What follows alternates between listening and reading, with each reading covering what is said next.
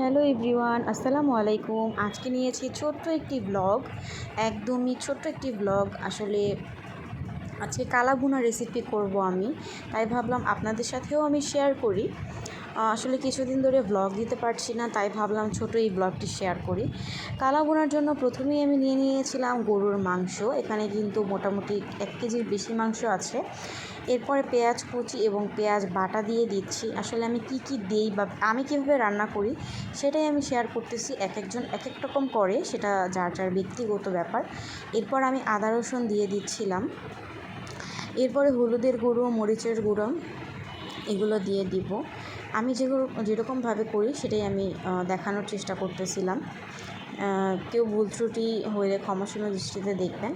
এই তো লবণ এবং পরিমাণ মতো মরিচের গুঁড়া এবং এখানে ছিল গরম মশলা, এগুলো দিয়ে এরপর কালাভুনার যে মশলাটা সেটা দিয়ে দিচ্ছিলাম। প্রথমে কালাভুনার মশলার প্যাকেটে 2টা প্যাকেট থাকে, ছোটোটা পরে দিতে হয় আর এই বড়টা প্রথমে দিয়ে দিতে হয়। তো আমি বড়টা প্রথমে পরিমাণ মতো দিয়ে দিতেছিলাম আর ছোটোটা আমি পরে দিব, যখন মাংস সিদ্ধ হয়ে যাবে একদম লাস্টের দিকে আমি দিয়ে দিব। এরপর আমি পরিমাণ মতো তেল দিয়ে নিচ্ছিলাম। আসলে অনেক দিন ধরে ভ্লগ দিচ্ছিলাম না, তাই ভাবলাম এই ছোট্ট ভিডিওটা শেয়ার করি, এই রান্নার রেসিপিটা। আসলে ব্যস্ততার জন্য ব্লগ দেওয়া হয় না ঠিকমতো।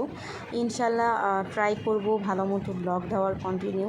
এরপর অনেক ভালো মতো মেখে ঝুঁকে আমি এই তো বসিয়ে দিয়েছি। দেখেন, ভালো মতো কষিয়ে নেবেন আর অবশ্যই পিসগুলো মিডিয়াম সাইজ রাখবেন, অতিরিক্ত বড়ও না অতিরিক্ত ছোটো না। এটা যার যার ব্যক্তিগত, মানে আমি আমারটাই জাস্ট শেয়ার করতেছি। দেখেন অলরেডি কিন্তু কালার চলে আসতেছে। এই যে দেখেন, লাস্টে আমি এরকম সিদ্ধ যখন অনেকগুলো কষানো হয়েছে, ঝোল দিছি, সিদ্ধ হয়েছে, তখন ওই মশলাটা আমি দিয়েছি। এরপর আমি কিন্তু বাগার দিয়েছি রসুন পেঁয়াজ দিয়ে। এই দেখেন আমার ফাইনাল লুক।